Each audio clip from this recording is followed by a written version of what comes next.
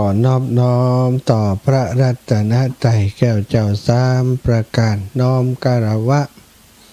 แสดงความเคารพแสดงความนับถือต่อครูบาอาจารย์พระมหาเถระครูบาอาจารย์เจ้าทุกรูปทุกองค์ที่เคารพอย่างสูงที่ท่านเจ้าได้เข้ามาติดตามรายการสารธรรมยามดึกธรรมะก่อนนอนตั้งสถานีวิทยุในเครือข่ายสายบุญของคลื่นสีขาวเพื่อชาวประชาซึ่งออกอากาศไปหลายสถานีในช่วงนี้27-28สถานีซึ่งส่วนใหญ่ก็เป็นสถานีของที่คุณโยมดารุณีได้มอบมาให้กับครูบาอาจารย์ได้นำพระสงฆ์องค์สังฆเจ้าในพื้นที่ภาคเหนือของเราได้มาออกอากาศออกรายการสดในค่ำคืนในของทุกๆคืน20 นาฬิกาถึง22 นาฬิกาสลับซับเปลี่ยนหมุนเวียนกันไปอาตมาภาพได้รับเมตตาจากท่านผอ.คลื่นสีขาวท่านพระครูอภิวัฒนวิกรมได้เมตตามอบเวลาในวันอังคารให้บริหารจัดการก็คือออกอากาศแล้วก็ให้บริหารจัดการหมายความว่าออกอากาศเองก็ได้ถึง2 ชั่วโมงหรือว่าจะบริหารจัดการแบ่งปันเวลาให้กับครูบาอาจารย์รูปอื่นก็ได้แต่ว่าต้องดูแลรายการในช่วงเวลานี้ให้ดีก็ประสานงานอาตมาภาพมาคิดว่าเวลาในช่วงนี้เป็นเวลาสำคัญโดยเฉพาะช่วง2 ทุ่ม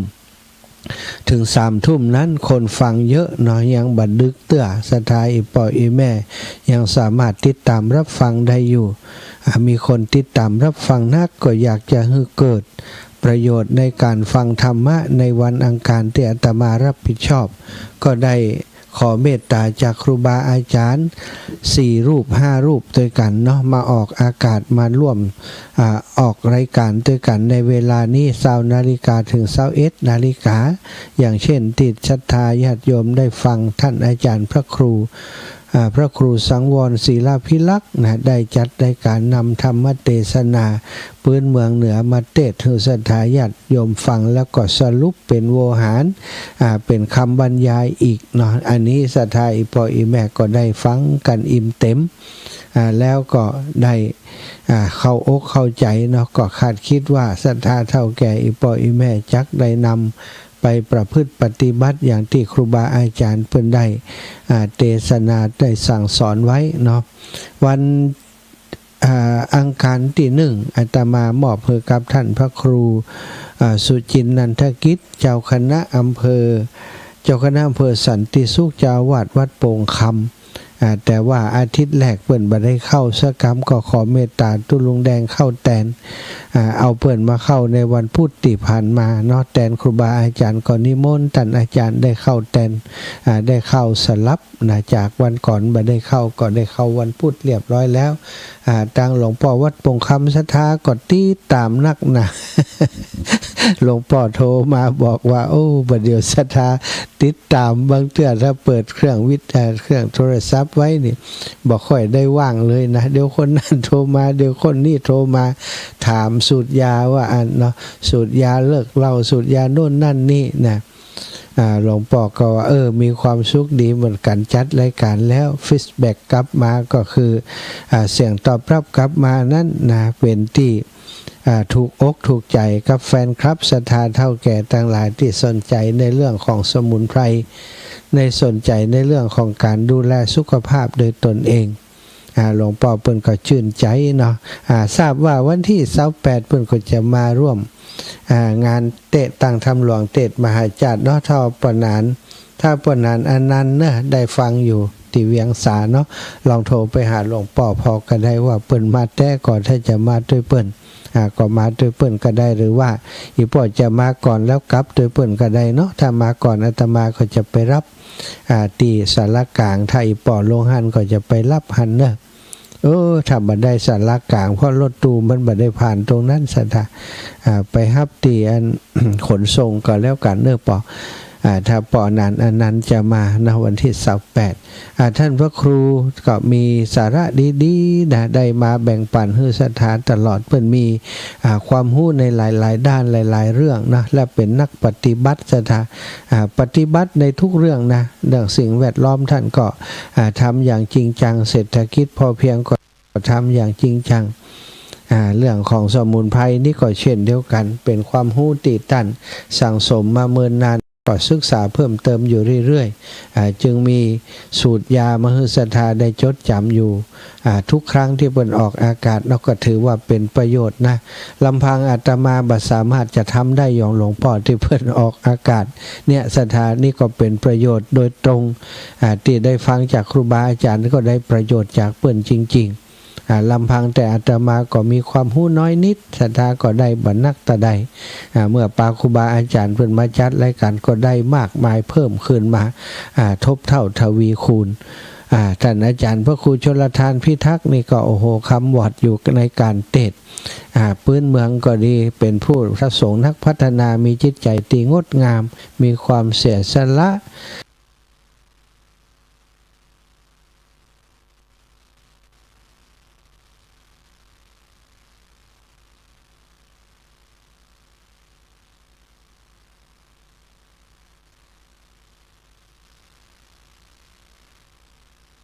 มัดตำมาบวชมาถูกต้องตาม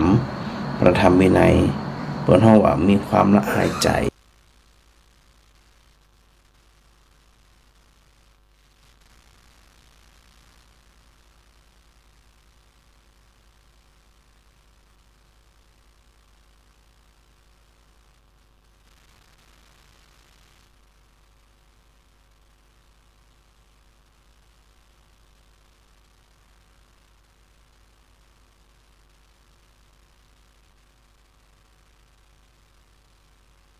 ไปอังคารต่อไปนี่ตันเสน่ห์กาหลงวันที่23แล้วก็อังคารต่อไปวันที่30นะท่านพระครูตีวัดใหม่พัฒนานะท่านพระครูก็จะได้มาเจ้าคณะตำบลยางครามนะจะเป็นองค์แสดงธรรมเป็นคนองค์เทศนะวันที่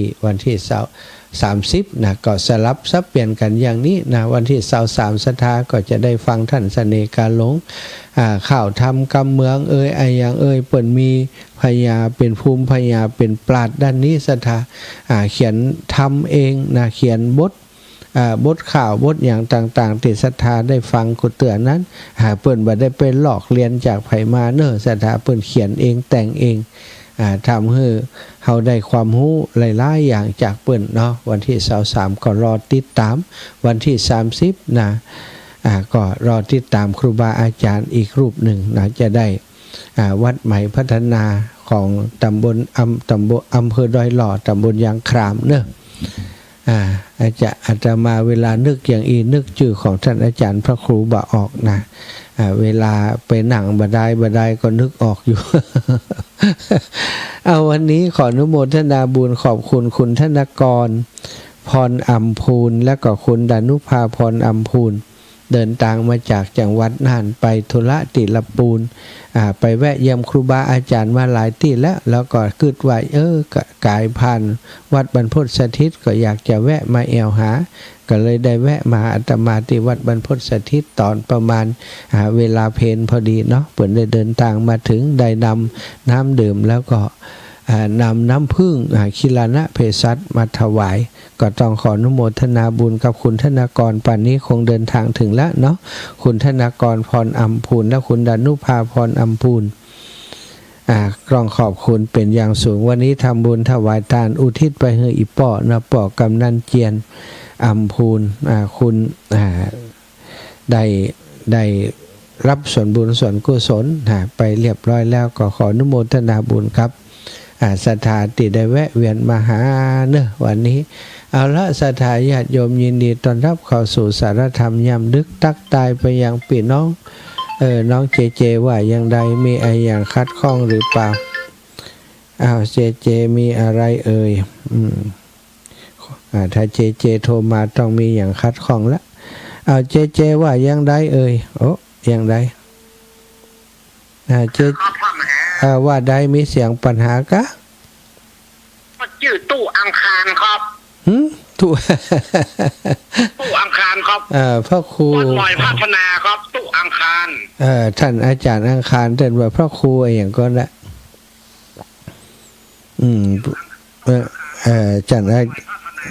จ่าเปิ้นพระครูแล้วอาจารย์จำชื่อพระครูเปิ้นได้สาธุเนอขอบคุณเจเดอร์ ครับกับภาษาครับ พระครู พัฒนารังสีอย่างสักอย่างเนี่ยแสดงท่านอาจารย์อังคารที่เจว่าถูกแล้ว แต่ว่าเปิ้นเป็นพระครูแล้วเนาะสถาตะกี้ถึงไหนก็ตกขะเบิงไข่เจิงเจโทรมาทักทายไปหาศรัทธาญาติโยมพี่น้องทุกพื้นที่เนอะพี่น้องจากฝางพี่น้องตังเชียงใหม่พี่น้องตังสะเมิงนะพี่น้องตังจังหวัดน่านหลายพื้นที่ด้วยกันพี่น้องบ้านเมืองน่านนี้ในอำเภอเมืองก็ฟังกันเยอะนะอำเภอเมืองอำเภอเวียงสาอำเภอภูเพียงนะตาวังผาเนี่ยแถวนี้ก็ฟังกันเนาะอำเภอปัวทุ่งหัวช้างอีกเนาะทุ่งช้างจังหวัดน่านเพิ่นก็ฟังกันหลายอยู่ก็ต้องขอบคุณนะทางสถานีวิทยุทุกสถานีนะที่เปิดรับสัญญาณไปส่งถึงบ้านเสิร์ฟถึงบ้านถึงจองศรัทธาญาติโยมโดยเครือข่ายของคุณโยมนักธุรกิจนะคุณโยมดารุณีที่ส่งสัญญาณไป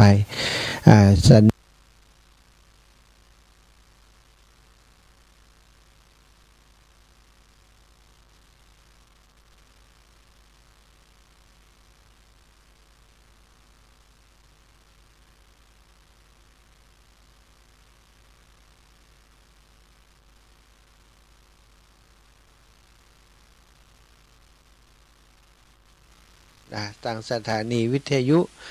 ทุกสถานีนะที่เปิดรับสัญญาณ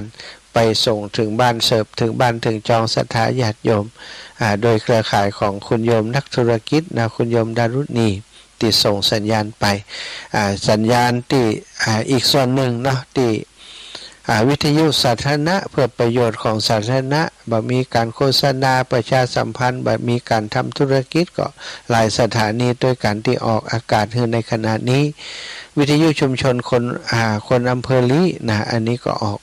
อกอากาศไปตังเมืองลีพี่น้องตังเมืองลีพี่น้องแพะบ้านแพะเมืองลีก็ฟังจากสถานีนี้นะเมืองลีนี่ฟังกันทั้งอำเภอสูงกับสถานที่ฟังอยู่ทุกคนทุกท่านโดยช่วงต่อไปหน้าต่อไปนี้นะออกวัดศาลาพระเจ้าแล้วเนาะบัดเดี๋ยวนิทานเปตพีก็จะถือว่าจบในวันที่เปตพีนี้คืนแฮม15 ค่ำเนาะแฮม15 ค่ำเดือน12นี้เนอะสถาวันที่22กะเนาะจะมดอันเขตเปตพีแล้วนะ สถาญาติโยมฝ่ายที่ยังบ่ได้ตานที่กดตันอยู่เนี่ยตันไปหาปุตตานั่นลุงอยู่เนอะตันไปหาเปิ้นเนาะวันก่อนพระสถาญาติโยมอาจารย์อีแม่ได้ฟังเสียงอย่างว่าหูมันวิดเอล่ะคนอื่นก็ได้ยินกับแม่นะเอนะโอ้เปิ้นมาขอส่วนบุญอีแม่เนาะทำบุญไปให้เปิ้นเอนะมักจะเป็นอย่างอันเนาะศรัทธาบางคนที่ก็บอกว่าเป็นไผนะเปิ้นว่าวิดนะถ้าวิดถึงเขาได้ยินแสดงว่าอาจจะเป็นญาติ เป็นคนที่ฮู้จักกันนะเปิ้นมาขอส่วนบุญก็ทำบุญไปให้เปิ้นอันนี้ก็เป็นสิ่งที่ควรจะกระทำเนาะตามเหตุหอยประเพณีที่เปิ้นสืบต่อกันมาเปิ้นเปิ้นจะบอกกล่าวมาเป็นสิ่งดีๆทั้งนั้นคนเฒ่าคนแก่เปิ้นสืบต่อกันมาถ้ามันบ่ดีจริงถ้ามันบ่ใจประเพณีที่มีความสำคัญมันบ่เกิดประโยชน์โพดผลอะไรหยังก็คงบ่ยืนยาวมาถึงหมู่เฮาว่าซะทะเปิ้นตานขันเข้าหาปูตาหน้าลุงญาติที่โกโหติกาญาติของเฮานี่ป่อของเฮาแม่ของเฮานี่บ่ใจมีแค่ภพภูมินี้หรอลูกของเฮาหลานของเฮาเหลนของเฮาคนที่เฮาฮู้จักน่ะ ทำงานอยู่ด้วยกันมาจัดก่อนก็เป็นไผไปมาพ่องก็บ่ฮู้เนาะ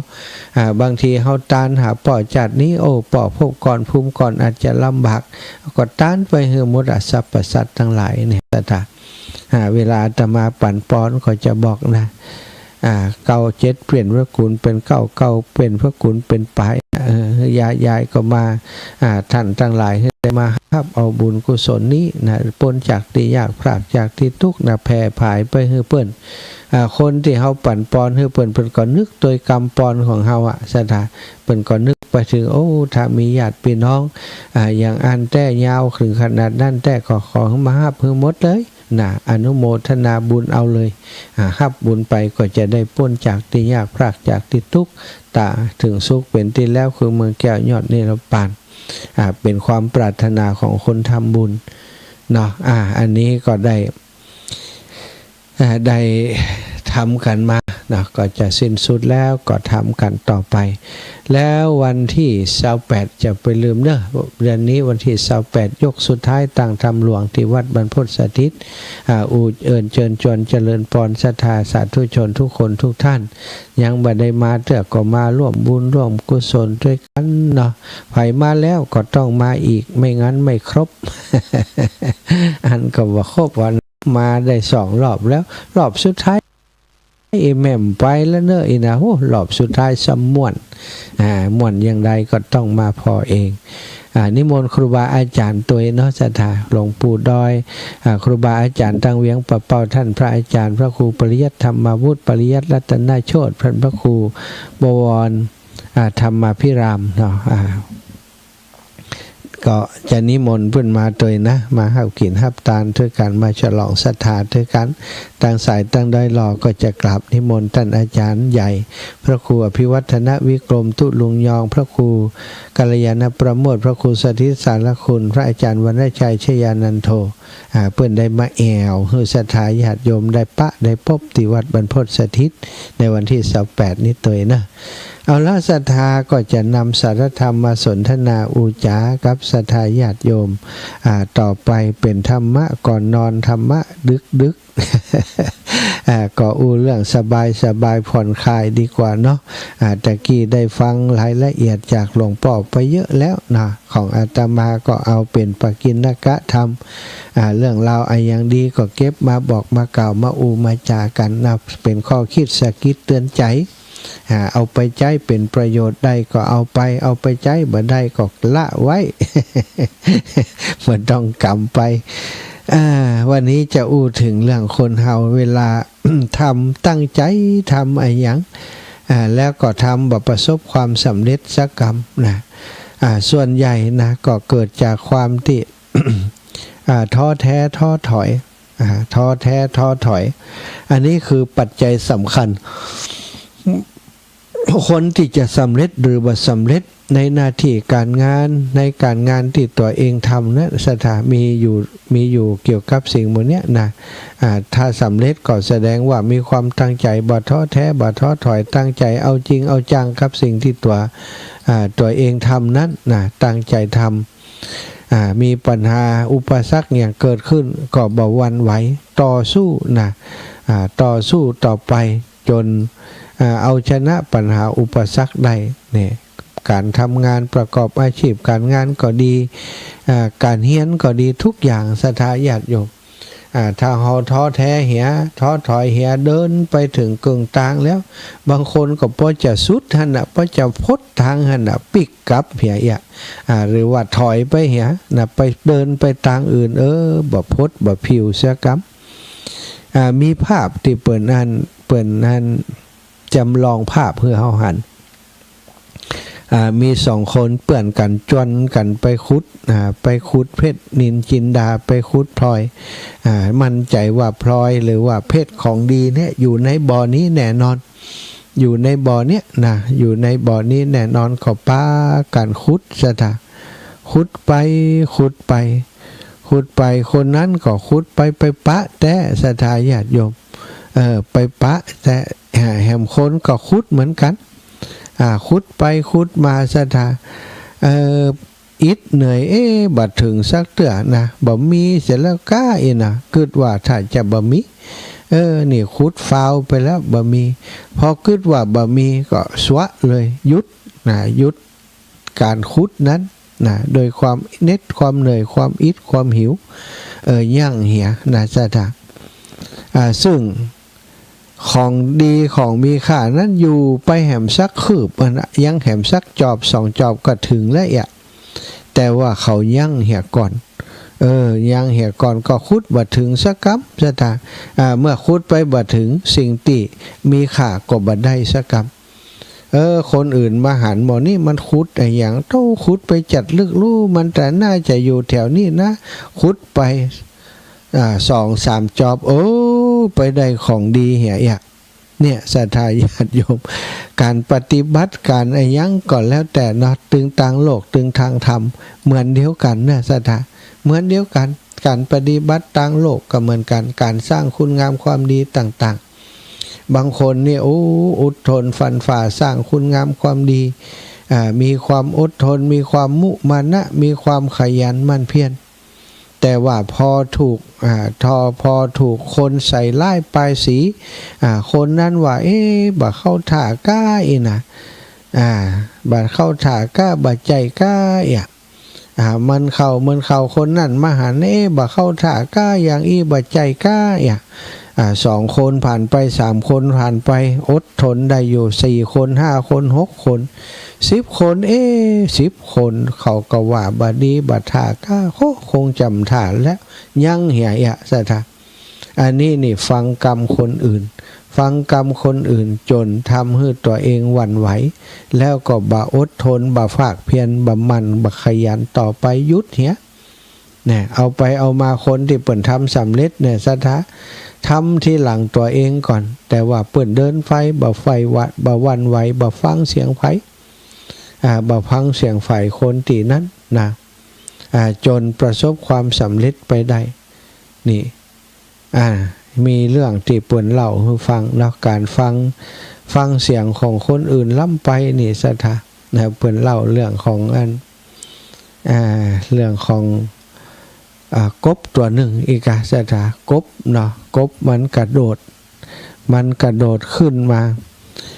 มีกบอยู่หลายตัวนะอยู่ในบ่อเดียวกันนะเปิ่นขังไว้เปิ่นเอาฝาปิดไว้มันก็พยายามกระโดดขึ้นมาก็เอาหัวไปโจนใส่ฝาที่เปิ่นปิดบ่อติดท่อไว้น่ะโจนใส่ก็เจ็บซะท่ากระโดดขึ้นแหมก็โจนแหมเจ็บแหมกระโดดไปขึ้นไปแหมก็เจ็บแหมกบเป็นร้อยตัวกระโดดขึ้นไปพอเจอก็เจ็บนะก็หยุดซะท่าคือถ้ากระโดดไปก็เจ็บแหมเลยยั่งกันเนี่ยแต่ว่ากบตัวหนึ่งบ่สนใจซะท่ากระโดดอยู่หั่นน่ะตัวอื่นบ่กระโดดเขาบอกว่าบ่ต้องกระโดดแล้วเธอจะกระโดดเต้าตายก็บ่ประสบความสำเร็จบ่ออกไปบ่ได้หรอกนะกบตัวนั้นบ่ฟังบ่สนแกเขาคิดว่ากระโดดถ้ากระโดดเนี่ยยังมีโอกาสที่จะหลอดออกไปได้แต่ว่าถ้าหมู่คุยุอยู่อย่างอันเนี่ยมีโอกาสที่จะเป็นอาหารของคนที่จับมาได้อย่างเดียวนะก็พยายามกระโดดอยู่อย่างนั้นปรากฏว่ามีจังหวะหนึ่งที่คนมาเปิดท่อเปิดบ่อซะท่าพอเขาเปิดฝาปุ๊บจังหวะที่แกก็กระโดดพอดีกระโดดพิ้วออกไปเลยน่ะนั่นต่างตั้งหลายนั้นบักกระโดดโดยเปิ่นน่ะเนาะหมอนั้นหันกบตัวนั้นกระโดดนี้ก็ขจายปิดแถมว่ากบหมู่นั้นพอจะกระโดดกับบัดทันแล้วตัวบัดไว้ก่อน ตัวบักกระโดดต่อเนื่องเลยบ่ได้ไปเลยนะแล้วกับอีกเรื่องหนึ่งนะเพิ่นบอกว่าอันมีเศรษฐีใครได้ลูกชายคนหนึ่งก็เปิ้นก็ทำพิเรนนะศรัทธาบอกว่าไผก็ตามที่สามารถขึ้นเสาน้ำมันต้นนี้ได้จะได้เป็นอันจะได้ลูกสาวเปิ้นจะแต่งงานก็คือกับลูกสาวเปิ้นงามล่ะลูกสาวเปิ้นก็งามเหียและทรัพย์สินท่านเศรษฐีก็นักซ้ำมีลูกคนเดียว ถ้าคนตึงบ้านตึงเมืองก็ปัดบ้านปัดเมืองไปหมู่ที่หนุ่มก็มีหมู่ที่เป็นพ่อบ้านก็ยังไปลู่แข่งด้วยเขาขึ้นเสาน้ำมันไปสถาเอาตอนแรกๆนี่ก็มีคนขึ้นกันทึดๆขึ้นป้ากันขึ้นได้น้อยก็หูดลงได้น้อยก็หูดลงขึ้นไปเสาน้ำมันมันจะเพี้ยนเนาะสถาเพิ่นเอาอันก็ล็อกก๊อกน้ำมันนี่ใส่ตั้งบนน่ะไต่ขึ้นไปน้ำมันมันก็ยดลงมาก็หมื่นตกลงมาคนทั้งหลายก็โห่กันเวลาคนขึ้นไปใกล้จะถึงหมื่นลงมาโห่กันเป็นที่ม่วนที่นั้นน่ะคนทั้งหลายก็แยกกันเอาไปเอามาจ้ะคนติดพยายามจะขึ้นก็ขึ้นบันไดสถาก็มายืนเป็นกองเชียร์เราหันวันนั้นขึ้นมาโอ้บัดตั้งเนี้ยนะหุ่นยังคิงนี่ไปไหวยังนี่นะบ่ไหวนะขนาดข้านี่ยังขึ้นบันไดนะไอ้หมู่ที่ฟังนั่นกับบางคนก็ล้มเลิกความตั้งใจบ่ปีนบางคนก็ลึกปีนไปอยู่ปีนไปอยู่ทีนี้เอาไปเอามาก็ใกล้ขำย้ำแรงและสถาน้ำมันวันที่สี่จะมดไปฟ่องแล้วกันไอ้หมอนั้นก็เดินทางมาหันเปิ่นปีนนั่นขึ้นไปมันก็มันก็ว่ามันก็ไข่ปีนอย่างเปิ่นเหมือนกันปีนเพื่อจะได้ของรางวัลอย่างคงมีของรางวัลอย่างสักอย่างอะไรอีกเขาถึงได้ปีนกันมาหันอย่างอันก็เดินเข้าไปทำท่าจะปีนหมู่ที่ยืนอยู่ข้างๆโอ้พอเถอะใกล้จะหมดเวลาเถอะปีนบัดได้หรอกเนี่ยหมู่นี่ปีนมาหมดขึ้นบัดได้นะเธอบัดต้องขึ้นหรอกนะไอคนนั้นกำสนใจสักอย่างซะท่าเดินไปถือคนเปิ่นจะห้ามจะปามจะได้ก็ไม่สนใจปีนขึ้นไปปีนขึ้นไปโอ้ปรากฏว่าปีนขึ้นไปถึงวงบนบนใดวะยิบเอาธงลงมาทีนี้พอลงมาถึงตั้งหลุมแล้วคนก็โห่ชัยโยโห่ร้องเอาดีใจกับมันชัยโยโห่ร้องมันก็ว่าดีใจอย่างนักหนาคนหมู่นั่นก็บอกว่าเอ้าแล้วคิงบ่ฮู้คะนี่เปิ้นนั้นขึ้นไปนี่เอาอย่างบ่ฮู้นึกว่าเปิ้นเอาฝึกซ้อมมาท้ายโอ้เปิ้นจะท่านเศรษฐีเปิ้นจะเอาลูกสาวฮื้อคนที่ปีนไปยิบธงลงมาได้เนี่ยว่าเดี๋ยวนี้คิงจะได้ลูกเป็นลูกชายของเศรษฐีนะวะมันก็ฟังฮือหาเอาไปเอามาปรากฏว่าถามไปถามมาแล้วนะต้องอู้ดังๆปรากฏว่าหมอนี้หูบดีวะสถาหูบดีเอาล่ะแต่ว่าสามารถพิชิตอันธงได้มีคำถามว่าสาเหตุที่มันปีนขึ้นไปได้นั้นเพราะแกบ่ยอมเจื่อคนทั้งหลายที่บอกว่าขึ้นมาได้ล็อกขึ้นมาได้ล็อกตกแน่ขึ้นมาได้ตกแน่แกฟังคำหมู่นั้นบอกหูเรื่อง ก็หูแก้มดีนะก็เลยได้ปีนไปจนถึงบนยอดเสานี่คนเฮาเปิ่นว่าถ้าเฮาเนี่ยยังก็ตามเนี่ยถ้าเฮาฟังเสียงคนอื่นแบบฟังเสียงหัวใจของตัวเองเฮาคิดดีแล้วเฮาตั้งใจดีแล้วสอบถามคนอื่นมาเรียบร้อยแล้วเฮาตั้งใจทำโครงการอะไรยังก่อนแล้วแต่ที่มันเป็นโครงการที่ดีๆที่เฮาคิดว่าทำไปแล้วมันจะเป็นประโยชน์แก่ครอบครัวเป็นประโยชน์แก่ตัวเฮาแต่พอทำไปแล้วนะคนนั้นก็ว่าบาดีคนนี้ก็ว่าบาดีถูกตำหนิติเตียนถูกกล่าวอย่างโน้นอย่างนี้ประมาทดูแคลนเฮานี้ยอมให้คนอื่นดูแคลนเฮาไปเชื่อเขาว่าเฮาทำบ่ได้เฮาเนี่ยบ่ได้แล้วเฮาก็ยั้งความเพียรที่เฮามีอยู่นั่นเหียสถาสุดท้ายก็เดินไปบัดถึงครับอย่างที่ว่าตะกี้เนี่ยเดินไปบัดถึงเพราะฟังเสียงคนรอบข้างฟังเสียงคนส่วนใหญ่เนี่ยที่บ่าหันดีหันงามกับเฮาคนบางคนนี่กว่าเฮาจะได้ดีก็ห้ามปั๊มสถาในเมื่อเขาทำมาได้เขาก็บอกว่าเฮาก็ทำได้หรอกเขาจะไปอย่างเขาได้ขนาดเขาอย่างเงี้ยบ่ได้สถาความเป็นจริงแล้วมันจะเอามาเปรียบเทียบกันบ่ได้เนาะเขาทำบ่ได้ถ้าเขามีเพราะอย่างมันก็ต้องไปค้นดูก็เพราะเขาทำบัดต่อเนื่องหรือว่าเขาทำไปแล้วแล้วก็ฟังเสียงของคนรอบข้างล้ำไปฟังเสียงของคนที่ตำหนิติเตียนนักล้ำไปเลยท้อแท้ท้อถอยเนี่ย คนเฮาเปิ้นบอกว่าถ้าเฮาบ่ท้อแท้บ่ท้อถอยเหียอย่างเดียวอันเนาะซะท่าทุกอย่างเป็นไปได้ทั้งหมดเนี่ยเปิ้นบอกว่าทุกอย่างเป็นไปได้ทั้งหมดขอให้เฮามีความมั่นใจขอให้เฮามีความตั้งใจจริงบ่ว่าต่างโลกและต่างธรรมต่างธรรมก็เช่นเดียวกันยิ่งนักกว่าต่างโลกสถาการปฏิบัติเพื่อจะได้ซึ่งมรรคผลนิพพานบ่ใช่เรื่องง่ายๆเหมือนกันแล้วก็บ่ใช่เรื่องที่ยากเกินไปเกินกำลังของมนุษย์เพราะคำสอนทุกอย่างที่พระองค์พระพุทธเจ้าทรงตรัสสอนนั้นอยู่ในวิสัยที่มนุษย์จะทำได้ทั้งสิ้นเพียงแต่ว่ามนุษย์คนนั้นมีความตั้งใจมีความเพียรมีความพยายามสักเท่าใดมีตบะสักเท่าใดเนี่ยศรัทธามีความอดทนสักเท่าใดนะถ้ามีความอดทนเพียงพอความอดทนกระทำสั่งสมบุญอย่างต่อเนื่องปฏิบัติอย่างต่อเนื่องนะเหมือนกับคนที่เปิ่นออกกำลังกายนะออกกำลังกายต้องการกล้ามกะต้องการความสุขภาพแข็งแรงกะหรือว่าแม้กระทั่งนักมวยที่เปิ่นอยากจะเป็นนักมวยเก่งๆเปิ่นก็ฝึกก็ซ้อมต่อยมวยออกกำลังทำร่างกายให้แข็งแรงอยู่เสมอ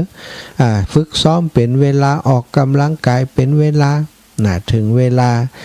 ขึ้นต่อสู้มาเปิ่นก็ประสบชัยชนะอย่างละเด็กละอ่อนที่เป็นนักว่ายน้ำก็ดี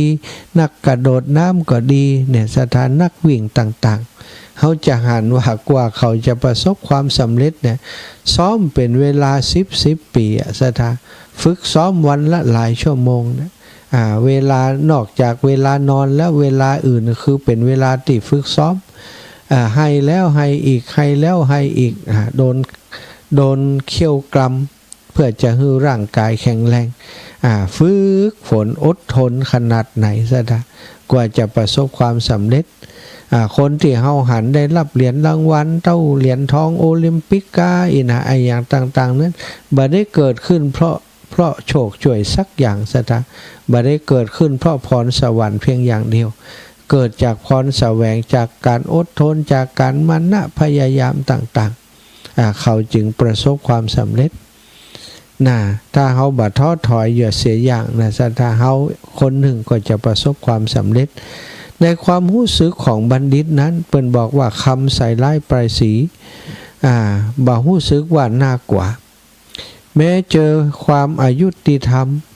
ความอายุติธรรมก็บ่รู้สึกว่าเป็นทุกข์เป็นโทษกลับหันเป็นเครื่องฝึกใจเป็นอย่างดีความคับคองใจนั้นมนุษย์หนีบ่พ้นสถาเฮาทั้งหลายนี่จะตีความคับคองใจ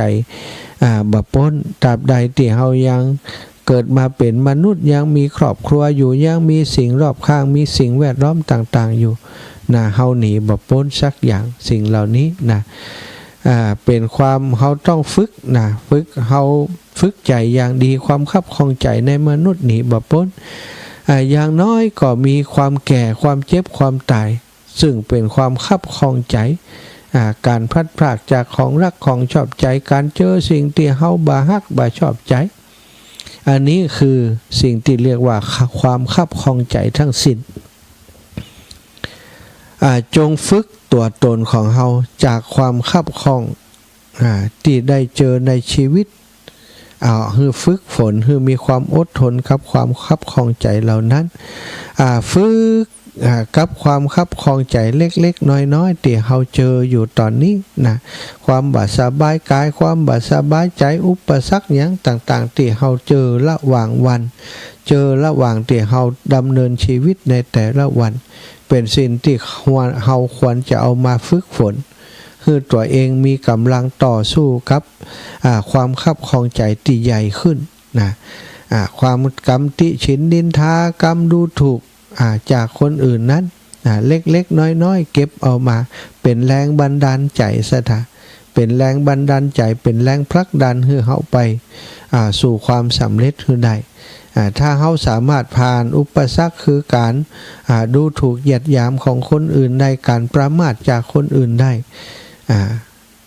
ปลายทางของเฮาก็คือความการชนะนั่นเองซะเมื่อเฮาชนะแล้วคนที่ประมาทเฮานั้น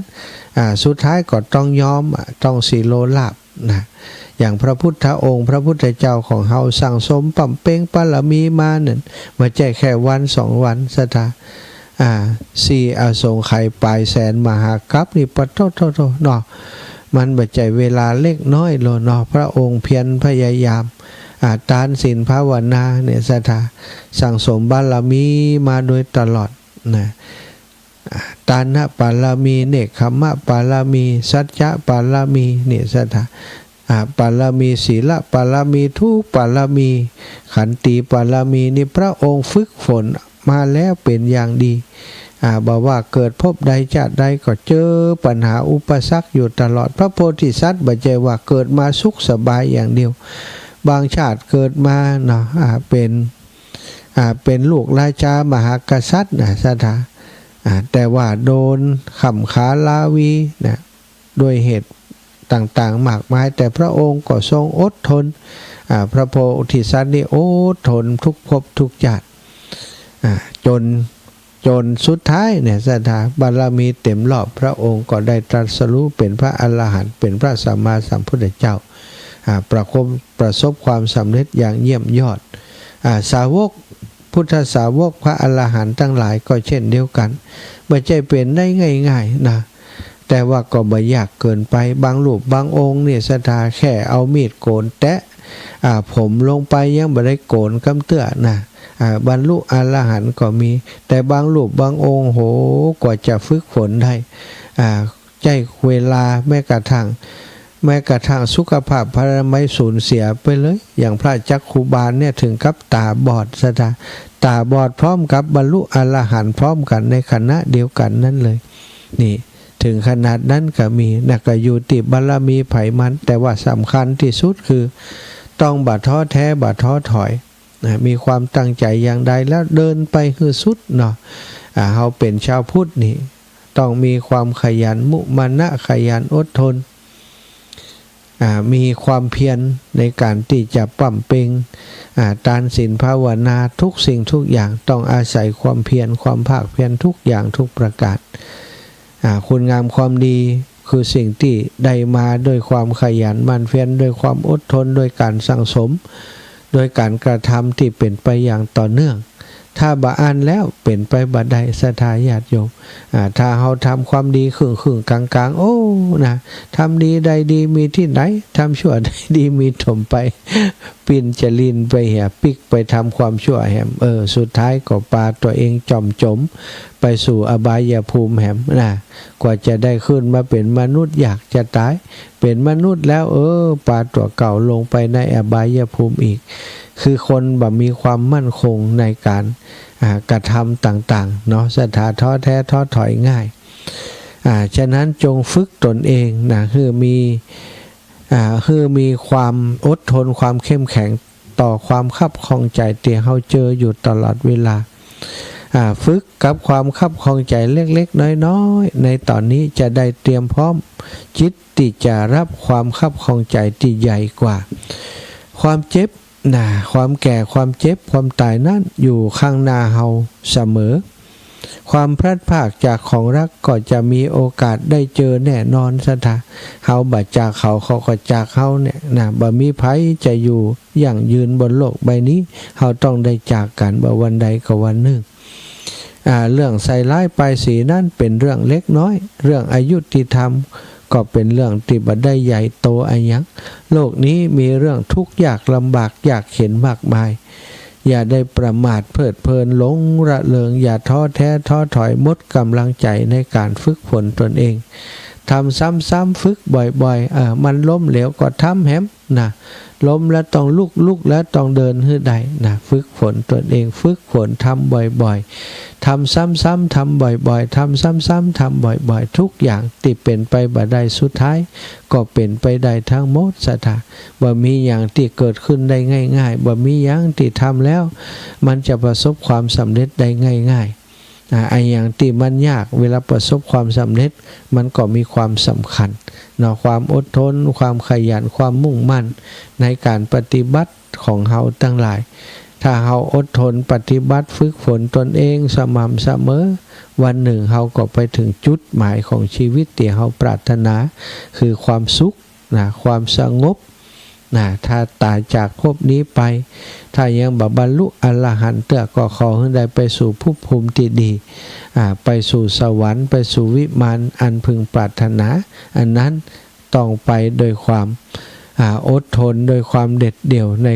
การสร้างตั้งอยู่ในคุณงามความดีต้องบ่ท้อแท้บ่ท้อถอยในกองบุญกองกุศลในทานศีลภาวนาแม้จะถูกคนตำหนิที่เตียนคนบาหันตัวอย่างใดก็ตามถ้าเฮาหันว่าทางนี้แหละที่พระพุทธองค์ทรงสอนพ่อแม่ปิตามารดาของเฮาสอนไว้เดินตามเปิ้นเตอะสะทะวันหนึ่งเฮาก็ต้องถึงฝั่งฝันของเฮาเอาละวันนี้ได้สนทนาอุจามาเป็นเวลาพอสมควรก็จะปั่นเวลาให้ศรัทธาญาติโยมได้โทรมาตั้งแต่บัดนี้เป็นต้นไป0808844173080844173173ใครจะมาแอววัดบรรพตสถิตวันที่28นี้จะไปลืมติดไม้ติดมือมาตัวเนอพักไม้ใส่เครือยังต่างๆเอามาใส่กันเต็ดด้วยกันยังแหมฆ่ากันเนอะสัทธา วันที่28นี้เนาะเริ่มจากกันมัดซีเนาะกันที่มัดซีกันที่มัดซีนี่ถ้าทำมหาจัดกันที่เข้าเนาะวันมัดซีนี่จะเตดก่อนเปิ้นเนาะเตดก่อนเปิ้นเวลาประมาณ8 โมงครึ่งก็จะเตดกันมัดซีกันมัดซีนี่ครูบาอาจารย์ท่านพระครูปริยัติธรรมวุฒินะวัดอันหนองยาวท่านอาจารย์พระมหาสมชาตินันทธรรมิโกจะเป็นองค์แสดงเนอะศรัทธาญาติโยมก็เวลาประมาณ8 โมงครึ่งท่านอาจารย์ก็น่าจะประมาณนั้นนะจะมาถึงแล้วก็จะเป็นองค์แสดงพระธรรมเทศนาเจริญปอนแม่อุ้ยอินแม่สาบสะเมืองวันเสาร์ไม่รู้จะไปเนอะวันพุธอาทิตย์แต่กะจุกันนี่จุกันนี่ส่งไปส่งใจไปอนุโมทนาส่งมาแต่ใดเขาจะบีบแต่นั่นน่ะส่งใจเป็นยุ้งว่าเขาจะบีบเลยไปแต่นะมาแล้วใจที่28วันที่27เจ้าฮกจะไปหลานจะบวชวันที่27บวชหลานแล้วก็มากะบวชไหนไปส่งไปไม่ได้เอาอันบ่อ้วมามันได้ก็จบเขาจบเขามามันได้จบเขาเจริญพรแม่สมบูรณ์บ้านไหลศิลาทองเจ้าแม่แม่กำลังไปงานศพมั่มเดียวนี่โอ้ครับจัดดึกแล้วนะงานศพจะเผาวันพันน่ะโอ้ศพไว้วัดกันแม่ไว้วัดเจ้าเวลาสาธุเนอะบุญรักษาเจริญพรแม่สายพินพี่น้องบ้านตรงสันไม้แอวห้องกันนี่พี่น้องตรงสันไม่สาทางข้ามาหาเจ้าไม้แอวเด้อเจ้าถ้าไม่เปลี่ยนก็ไปกับเจ้าขึ้นรถมามันต้องกว่ามีเปลี่ยนที่ไหนบ้งเนี่ยมาด้านหน้าวัดบรรพตขึ้นมาถึงคิวรถถึงเขามาส่งเลยเจ้าแต่บางคนแค่ดินเนอร์ทำมาคืนนี่กับวันดินเนอร์จนมีอย่างมาปั่นฟ่องนะจะมาจ้อยมาซ้อก็ขอพูดหลายๆอันมาซ้อมเจ้าจะนอนอันสายใหม่เปิดแต่เข้าวันใหม่จะนอนเจ้าหน้าสาธุขอบคุณอีแม่บุญรักษาขอบคุณเจ้าขอบคุณเจ้าแม่ฉลาดจะซ่อนพี่น้องจะซ่อนยกที่3นี่มามเจไลเนอร์เจ้าสาธุเจ้าหลวงปู่ด้อยว่าจะได้หันพี่น้องจะซ่อนอีกวันที่อย่างวันที่28บอกป้าหมอด้วยเนอะเจ้าท่านเป็นหมอคนจังแบบอยู่บ้านนะบอกเพิ่นกะไกลนี่มาอยู่เจ้าแล้วถ้าซุ่มมันหน่อยเพราะเขาซุ่มนี่หน่อยวันนี้จะไปตุกเชียงใหม่มาวันนี้หรือไปแต่ว่ามาวันนี้เนาะงานเพิ่นเยอะเนาะเจ้าไปกับไปนอนน่ะนะสาธุนะแม่เด้อ เจ้า เอา สา บุ ธุ ญรั เจ้าก ษาเจ้าแม่ฉลาดแจ่ซ่อนเจริญปอนแม่สุกแก้วสอนศีลนุสอนศีลพรสีเตี้ย เจ้ากลับไปสาเนื้อท่านพระมหาเจ้า ความพยายามอยู่หน่อยกับความสำเร็จอยู่ที่หันเนาะ ใจ แม่นแล้วความพยายามมาอยู่ที่น้อย ความสำเร็จก็อยู่ที่หันโอ้ทำมาดหน่อยนี้แม่จุกเกี้ยวได้หอนแล้วเปิงกับก้ามันเนาะมันงามมันปุดโถอย่างเหมาะไปเลยเด้อ เจ้าอีแม่เหมาะขนาดกะ เหมาะขนาดไปเลยเปิงก้ามัน จ้ะ โอ้แม่ก็ได้ร่วมบุญเข้าไปแล้วนั่นเด้อ ขอบคุณอีแม่นัก ชัดเจนไปเลยเด้อ จ้ะ โทยตำซักนี่นะเจ้าท่านพระมหาเจ้า สาธุ รับดึกฟัง จุตนจุองค์จนจบรายการละเจ้า สาธุ เจ้าสาธุเด้อเจ้า เจริญปอนแม่ก้อมใจค เจ้านมัสการท่านอ่านตรงกินสลากวัดบ้านแม่นี่พอดีวันที่28วันที่29กินสลากวัดบ้านหลอกวัดเจ้าคณะอำเภอเจ้า เจ้าเป็นยั ว่าง จะไปหาท่านพระว่าจะไปฟังเทศน์ไอ้มหาจารย์ชาดกอนุมานดีเนาะ เจ้า แต่พระอันนี้ปฏิบัตินะแม่นี่ก็ว่าได้นะเจ้า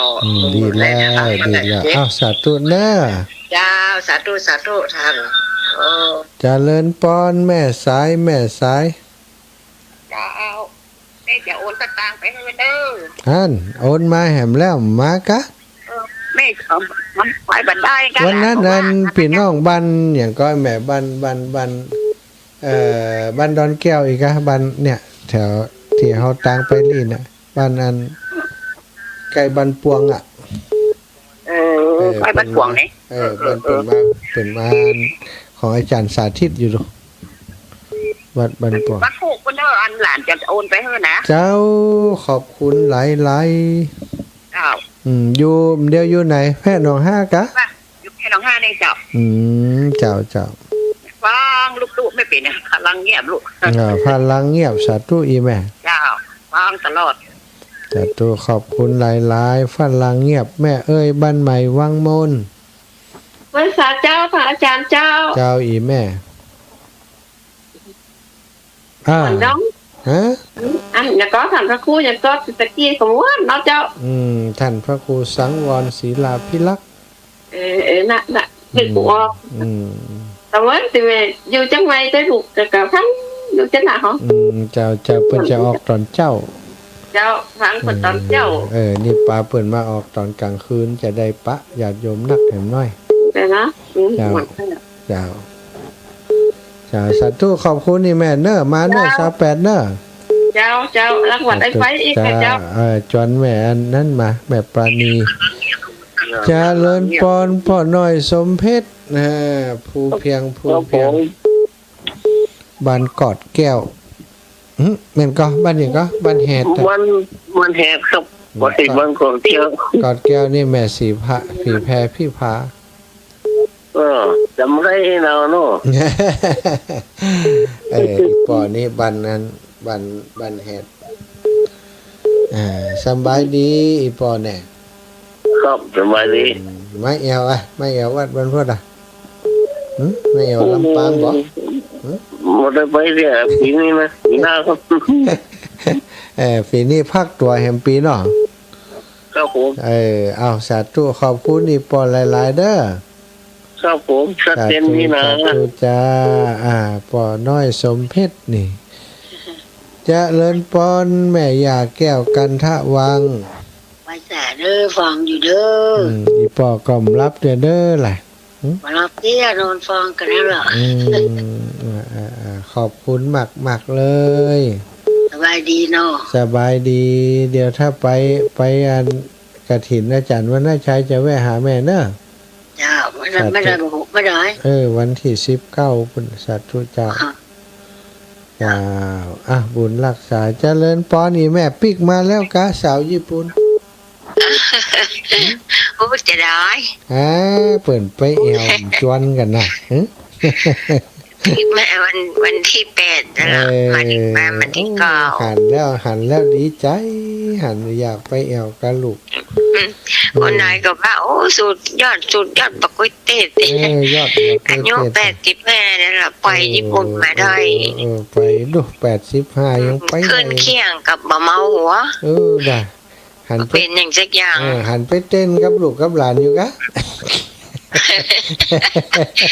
เหรอวันนั้นนะ เขากระจุเนี่ยไปซะป้าเนาะเป็นตามม่วนได้ ตามใจเขาอย่าตัวใจเขา น่ะกับความสุขของลูกหลานเนาะ แม่ดีเนาะหลานคนนั้นกับจุ่มกระเป๋าคนนั้นกับเอาแขนนี่ทำตึงบัสวะ อ้าวสาธุแม่นะ เจ้า สาธุ แม่โทรศัพท์เสียแล้วมาได้โทรหาลูกแม่ว่าใครถามยาหลวงพ่อนั่นแหละที่บ้านนั่นอย่างก็น่าตีเลิกเล่านะกะขอถามเพื่อนโยมแม่ก็ได้อันน้อยเนี่ยลูกอีน้อยเนี่ยมันเป็นตูมอย่างกับโบโหเจ้ายาเป็นจะยาหายจะจับมันห่อตุ่มหัวแข็งไงนะยาคันมันจะเป็นได้อย่างก็แม่บอกมันไปล้างส้วมวัดเฉยเนาะมันก็เข้าหัวสาธุเด้อเดี๋ยวถ้าป้าเปิดก่อนเนาะเจ้าสาธุค่ะสาธุจ้าแม่เป็นกำลังใจให้ลูกเด้อสาธุค่ะแม่ก็เติงแอบก็เติงไหนแม่ว่ารักพออยู่ไปเอาอยู่ปูนรักพออยู่แม่อยู่สาธุเจ้าแม่เป็นหมดไปแล้วคนละอย่างเจ้าอีแม่ว่าสาธุลูกเด้อสาธุเจ้าแม่ยายพรมาแหมหลบละยายพรว่าไปละน้ำรับอยู่ด้วยไปยังไงขอเดินทางปลอดภัยเลยเจ้าจ้าตู้ยายพรนี่รับดึกตาแม่บัวผินเรือนแก้วหลานน้อยรับแล้วแม่เจ้ารับแล้วเจ้าได้ยินวิทยุลูกหลายวันแล้วกำลังดีวันนี้กะเจ้ากำลังดีวันนี้ได้ยินหลายวันได้นี่กำลังรับไหมเจ้าอินดูตานั่นก็ได้ยินอยู่มาเร็วตัวลุงมาเร็วอยู่โอ้ยสาธุเจ้าสวัสดีค่ะเจ้าสาธุเจ้าถ้ามีโอกาสจะไปหาเนื้อแม่เนอะสาธุค่ะสายสุดท้ายแม่สายทองแม่สายทองธัญแก้วธัญพืชเจ้าปีน้องฟังอยู่ไปหอมแค่นไก่นอกเอาลงทานส้มตำเมืองไปกับนอกนั่นได้มันเป็ดฝนตกไปหน่อยเหมาะเท่าเจ้าวันที่นั้นวันแปดค่ำนี่ก็ต้นตาลสลัดของการเลยเจ้าเจ้าตันไปแล้วเนาะตันก็คือแม่เจ้าดีแล้วแม่คุณแบบมือลุนบุญมือไม่ลากกับประมาณมือซอยนะจัดที่กินหนูเปาะกับพี่น้อยมันหักมาฮ้อนที่รุ่นโบราณว่าไว้ตกก่อนเป็นคุ้นตกฝั่งไปรุ่นกายไปขี้ข่ายกันทำกันยังที่บอกได้หน้าจะฟังตุ่มลาฟังละนี่แปลงเจนริมกันติมันน่าค่อยสร้างทำไปถึงไปพระหัวกระจายฝนที่ออกไปเหมือนคำหลวงพ่อของเราอีกจ้าสาธุแม่คำวันถ้าคุณคิดพี่น้องเมืองเป้าเจริญปอนอีแม่ฮับแล้วฮัลโหลเจ้ามาหาแน่เจ้าแม่ฟังชัดเจนดีก็ตันเปิ่นอ่ะตันนั่นเนาะเจ้าบุญรักษาเนอะเจ้าอยู่ดีมีสุขอาจารย์ทำมาได้ก็วันที่28แม่ใกล้ไปให้แต่ไม่จ้าสาธุบุญทักษานะเวลาหมดแล้วนี่ไม่จะโอนตามไปห้องกันทำเจ้าแม่เวลาหมดเวลาขอนำรายการจากลาไปด้วยเวลาเพียงเท่านี้ขอความสุขความสัสดีจงมีแก่สัตว์สาธุชนทุกคนทุกท่านจัตตารโอธรรมาวัฏันติอายุวันโนสุขังพระ